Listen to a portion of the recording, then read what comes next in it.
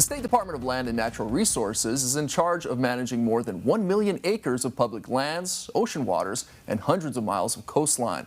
Joining us now, Dawn Chang, Governor Josh Green's nominee to lead the DLNR. Now, your first nomination hearing with the Senate is tomorrow. Yes. How do you plan to convey to the senators that you're the right person for the job? Well, you know, that's a really good question. I mean, I will tell you, I love what I do. I hope they confirm me. But I think what I want to convey to the senators is, one, I've really appreciated this opportunity. One, being the first Native Hawaiian woman. You know, I think Judge Josh Green, this was the governor, this was a bold initiative. But I think recognizing this is a time for healing, in particular with the Hawaiian community. So the first deputy, Laura Ka'akua, is also Hawaiian. So is Kaleo Manuel, who's with the Water Commission. But I think what I want to convey to the senators is my passion to honor and respect this place. You're right. We have an immense kuleana, 1.3 million acres, 3 miles. We have 55 state parks and everything in between. Natural and cultural resources that our kuleana, to protect and preserve these public resources, is so vast. But I think I am the right person at the right time. Now, it is such an important position because we have so many natural resources here in the islands, and land is so important here, correct?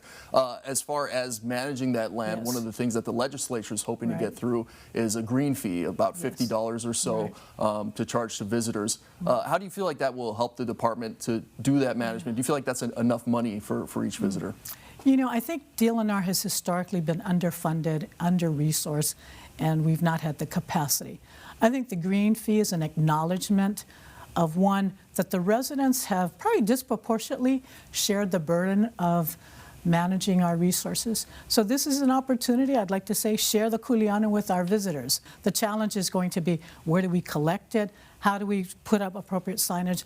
But I do believe that this fee will empower both not only the department, but our partners, county agencies, nonprofits, people that are already stewarding these resources. It will position us to provide them the financial resources through the revenues generated by the green fees for them to help us steward these resources. As chair of the DLNR, you'll be embarking upon one of the greatest tasks that we've faced here in the islands with sea level rise, which impacts, of course, all of our islands. If you've driven along the coast in Ka'ava, or if you're on the North Shore, you've seen some of the impacts already. When you look at homeowners and mitigation, like burritos and different concrete barriers and enforcement, how do you plan to attack that in the future? You know, I'm not too sure if you're aware, a couple of weeks ago, the Board of Land and Natural Resources took a real bold action.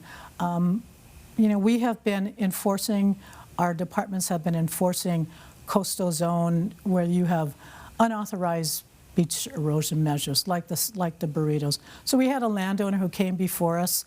He had a house in Punalu'u. The fines were $188,000. But the board gave him an option. You can pay the fine in 30 days, or you can move your house. You know, it is inevitable. Climate change is going to have, it's not going away. It is going to get worse. And unless we give landowners an option, and so, you know, one of their greatest assets besides the land, it is their house. And if they can physically move it elsewhere so that we are not responsible once that house falls into the ocean, that we have to then, you know, gather all of those pieces. But more importantly, our obligation is to the public. It is to keep those resources, the beaches, open to the public. And so I appreciated that the Land Board took that bold action. You know, when you talked about public use of our beaches, that comes with interaction with our marine life. And we saw recently in Honaunau the folks swimming with dolphins, 33 of them alleged to have, you know, interfered with those dolphins. When it comes to that type of environment, how do we balance education as well as enforcement of our laws? No, good point. And I think we're giving people the benefit of the doubt. Most people want to be respectful. They just don't know any better. But we also have enforcement. If you are doing something that is harming our marine mammal resources or our environment, like coral reefs, I think we're not going to hesitate to take appropriate action. But we also are emphasizing education. And I think that's the other benefit of the green fees, is that coupled with that is going to be a lot of education. Education, something we can all benefit from. Yes. Dawn Chang, Chair of the Department of Land and Thank Natural you. Resources. Best of luck in your first Thank Senate you. confirmation hearing tomorrow. Thank you so much for being with us I today. appreciate this. Thank you very much. Back to you.